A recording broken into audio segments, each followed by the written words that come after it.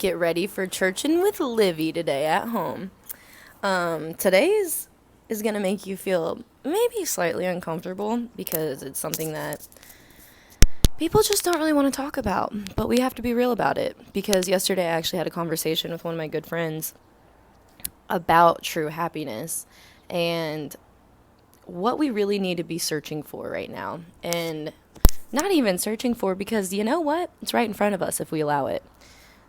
So I opened up to Proverbs 15, happiness.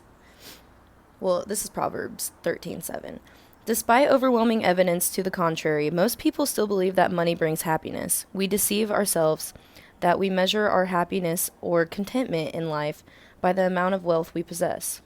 When we put riches at the top of our value system, the comforts of today overshadow the eternal value of our relationships with God. We think that we will be happy or content when we get rid of riches, or when we get riches, not get rid of it, only to discover that they bring nothing but transient pleasure. Gonna be honest, don't know that word. The true measure of happiness is an eternal one. You will find true happiness if you put eternal riches above earthly riches. And so I literally was just having this conversation with him last night. And it's like, so I worked my butt off. I'm just going to always use myself as an example because it's easier to relate to you that way. I worked since I was like 10 years old, and I grinded it out. I had 2 jobs in college, full-time student. After that, I became an insurance agent as well. And then I was just like tired. So then I moved out to South Carolina. I became a server because quick cash, you make a lot of money, especially on the beach and a vacation town. So I was like, yeah. But then I told them I only wanted to work 3 days, but then I got boosted to like 5 to 6 days. So whatever. But I did that for 3 years. Didn't take time off, didn't go see family, didn't do nothing. Like literally just put my head down and I worked all the time. And so like thankfully, like I am thankful that I've built up all this money, but then I was like, I was trying to go shopping and stuff and trying to spend this money, and I was like, why am I so angry? And like, why am I so sad? I was like, I thought that having this stuff would make me feel whole, or that like I would feel some type of way. I'm like, like, because my family was very blessed. And so I wanted to make that for myself. And I'm like, they seemed happy. So I was like, I want to feel that same way. So, but for myself. And so like, I kept trying and trying and trying.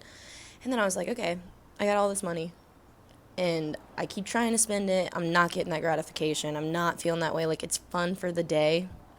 And then I think about it, and then I stress that I even spent that money, and then I'm like, well, you should say blah, blah, blah, blah, blah, blah. And then at the end of the day, I was like, why am I so sad? Like, I have friends, I have family, I have money, like, what's going on? And then I was like, you know what? I'm going to quit my job. So I quit because I was like, obviously I'm not figuring out this life thing. Like, I'm not getting it. And so then now, the last 3 months, I've actually been able to form beautiful bonds with my family members, like with my brother, with my mom, with my dad, with my step parents, with my cousins, like with my friends. Like, they're all growing and they're all beautiful. And I'm like, and I get to talk to God every day, 24/7, and I'm actually doing it. And I wake up talking, I'm going to start crying, but I wake up talking to God.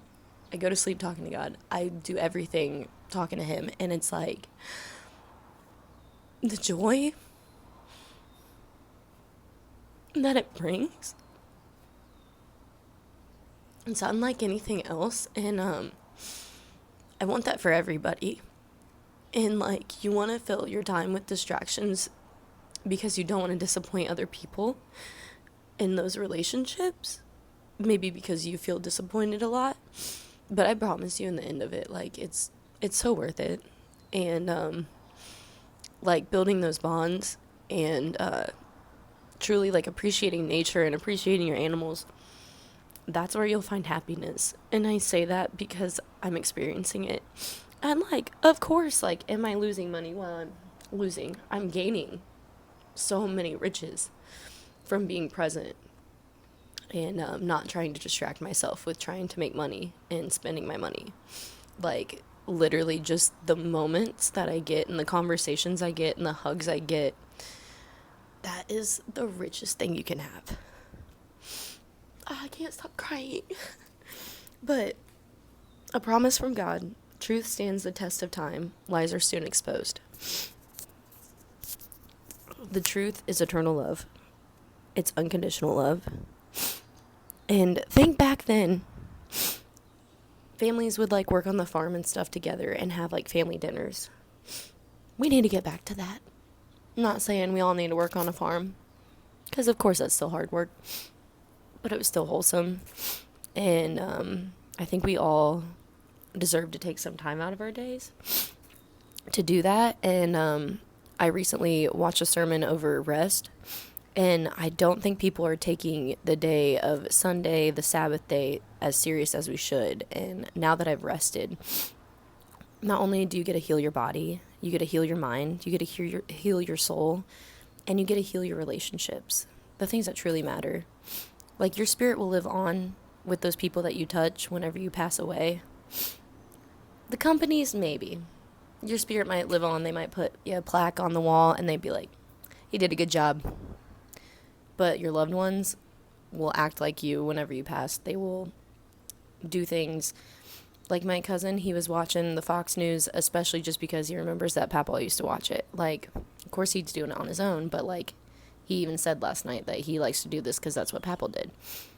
Spirits live through us, like, they live on. So be very weary of how you're spending your time and focus on what really matters, because you never know when your last day is going to be. You just don't. But sorry that hit so hard with me, but I hope, well, as this says, advice. If you think you know it all, you probably know less than you think. If in humility you recognize how much help and counsel you need, you will likely seek it and get it. No one wants to waste time counseling a fool. I know I don't. Because the fool doesn't want counsel. We all enjoy sharing wisdom with the wise, and when we do, we discover new wisdom for our own needs. Proverbs 14:7 tells us that we should stay away from the fools if we are looking for wise counsel. Like attracts like. Be cautious with who you're spending your time with and spreading your wealth to. And do things that are enriching your soul and your loved ones' souls. It's the best advice that I can give you that I'm experiencing right now.